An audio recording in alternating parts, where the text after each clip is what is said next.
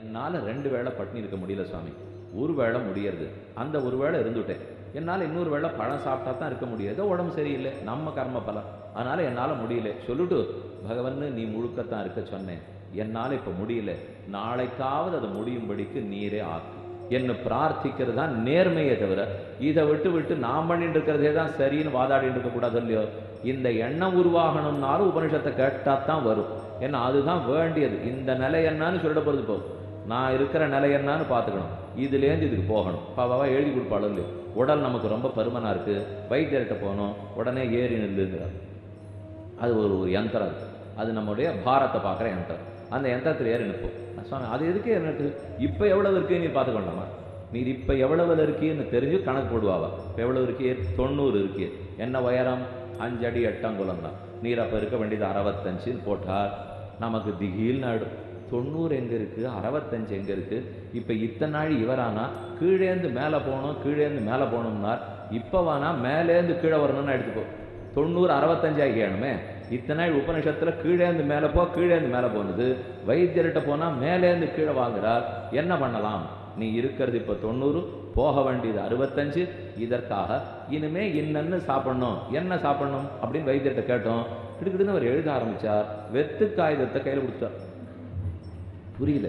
ஏன்னா என்ன சாப்பிடணும்னு எழுதி கொடுக்குறேன்னு பார்த்தா வெறுங்காயத்தை கொடுக்குறேன். அவ்வளவுதான் சாப்பிடணும்னு.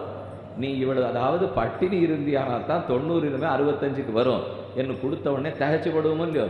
அதுக்குன்னு விட்டுடுறா வைத்தியர். சரி சரி போனா போகிறது, பழரசம் மட்டும் சாப்பிட்டு பரவாயில்ல, ஒரு வேளை காய்கறி மட்டும் சாப்பிட்டுக்கோ, அரிசிச்சோரே பார்க்கவே பார்க்காது, அதில் இது மட்டும் சாப்பிட்டுக்கோ அப்படின்னு கொஞ்சம் கொஞ்சமாக போனா போகிறதுன்னு பிக்ஷை போடுவார். நீ ஒன்றுமே சாப்பிடக்கூடாதுன்னுட்டு இத்த மட்டும் மண்ணு இத்த மட்டும் மண்ணுன்னு அப்போ தான் நம்ம வழிக்கே வருவோம். அதை போல் உபனிஷத்து முதல்ல நீ எங்கே இருக்கே பாரு, ஏறி நில்லு, இங்கே தான் இருக்கியான்னு பார்த்துட்டு போக வேண்டியது அங்கே. அப்போ இங்கிருந்து அங்கே போகிறதுக்கு கொஞ்சம் கொஞ்சமாக மாறும். ஒன்னால் என்னென்ன முடியுமோ அதை முதல்ல பண்ணிக்கோ. பண்ணவே மாட்டேன்னு சொல்லிட்டு சரின்னு சொல்லிட்டு இருக்காது. முடிஞ்சதை செய். நம்ம எங்கே வேணா இருப்போம். இப்போ எங்கேயோ ஒரு இடத்துக்கு போயிருக்கோம், தேசம் விதேசம் போயிட்டோம்னு வச்சுங்களேன். அப்போ எங்கள் அப்பா சிராதம் வந்துருச்சு. உடனே ஒருத்தர் சொல்லுவார், விதேசத்திலே நம்ம பாரத பூமி கர்ம பூமி புண்ணிய பூமி, இதை தாண்டி வெளிநாட்டுக்கு போய் அமாவாசை தர்ப்பணம் பண்ணாலும் பிரயோஜனம் இல்லை, என்ன திதி கொடுத்தாலும் பிரயோஜனம் இல்லை, பண்ணால் இங்கே தான் பண்ணணும். இது உடனே ஒரு பேச்சு வரும். நாமானா பிள்ளை பொண்ணை பார்க்கணுங்கிறதுக்காக 6 மாதம் இருக்கே. காடு 6 மாதம், நாடு 6 மாதம், நிறைய பேர் போயிட்டு வந்துட்டு காடு இல்லையோ. இங்கே இருக்கிறது 6 மாதம், அங்கே இருக்கிறது 6 மாதம், இங்கே குளிர் வந்தா அங்கே, அங்கே குளிர் வந்தா இங்கே என்ன போய்ட்டுருவாங்க. போயிருக்கிறச்சே சோதனையா. அந்த காலத்தில் தான் எங்கள் அப்பா போனார். நான் என்ன பண்ணுறது? அந்த சமயம்தான் ஸ்ராத்தம் வருது. அப்போ தான் பொண்ணு பார்க்கணும் பிள்ளை பார்க்கணும்னு கூப்பிட்டு விட்றா. போனால் பண்ணலாமா வேண்டாமான்னால் இதை கேட்டால் 2 கருத்து உங்களுக்கு வரத்தான் போகுது.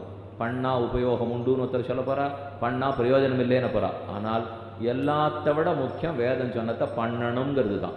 அதனால் எங்கே என்ன ஆகிடும், இப்போ அங்கே போகிறச்சே வேண்டான்னு மட்டும் விட்டோன்னு வச்சுங்களேன், ஒரு பழக்கம் விட்டு போச்சுன்னா அப்புறம் அது வரவே வராது. அதை நான் திரும்ப இங்கே வந்த பிற்பாடும் எப்படியும் விட்டுட்டோம், இனிமேல் இங்கே பண்ணி மட்டும் என்ன அப்படிங்கிற எண்ணம் வந்துடும் இல்லையோ. இதனால தான் செஞ்சுட்டு இருக்கிற நல்லதுகளை நிறுத்தவே கூடாது. ஒரு வீட்டிலையும் அப்பா அம்மா தாத்தா பாட்டி மாமியார் மாமனார் ஒரு வழக்கத்தை விட்டுட்டு போயிருப்பா. இந்த நாளில் விளக்கேற்றுறது, கார்த்திகை மாதமானா யானை விளக்கேற்றுறது, நித்தியம் இப்படின்னு கோலம் போடுறது, இந்த மரபுகளை விட்டுடவே கூடாது. இதிலையாவது மாமியார் கொடுத்ததை ஏற்றுக்கொண்டு தான் ஆக வேண்டும். வேற எதில் ஏற்றுக்கிறோமோ இல்லையோ. இப்போ இதையான அவர் சொல்லியிருக்காருன்னா அவ ஒன்றும் யாருக்காகவோ சொல்லலை. இது இந்த குடும்பத்தில் வழி வழியாக இருக்கிற மரபு.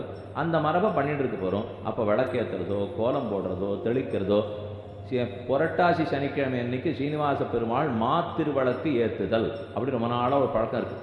மாவை திரித்து அதில் மலையாட்டம் பண்ணி ஏற்றி நெய் சேர்த்து விளக்கேற்றுவா. இது புரட்டாசி சனிக்குள்ளே திருப்பதியில் உற்சவம் இல்லாத சனிக்கிழமை பண்ணணும். அது உற்சவம் இருக்கிற சனிக்கிழமை பண்ண மாட்டா. அவருக்கு பெருமாளுக்கு ஒரு 10 நாள் உற்சவம் வந்துடும். அதில் ஒரு சனியோ 2 சனியோ போயிடும் இல்லையோ. பாக்கி இருக்கிற சனிக்கிழமையாக இருந்தால் வீட்டில் விளக்கேற்றுறது வழக்கம். அதெல்லாம் ஒன்றும் முடியல சுவாமி. முதல்ல மாவுக்கு எங்கே போகிறது, யார் திரிக்கிறது, அதெல்லாம் வேண்டான்னு விட்டுட்டேன். எங்கள் அப்பா காலம் வரைக்கும் நான் இருந்தது விட்டுட்டேன்னு சொல்லக்கூடாது.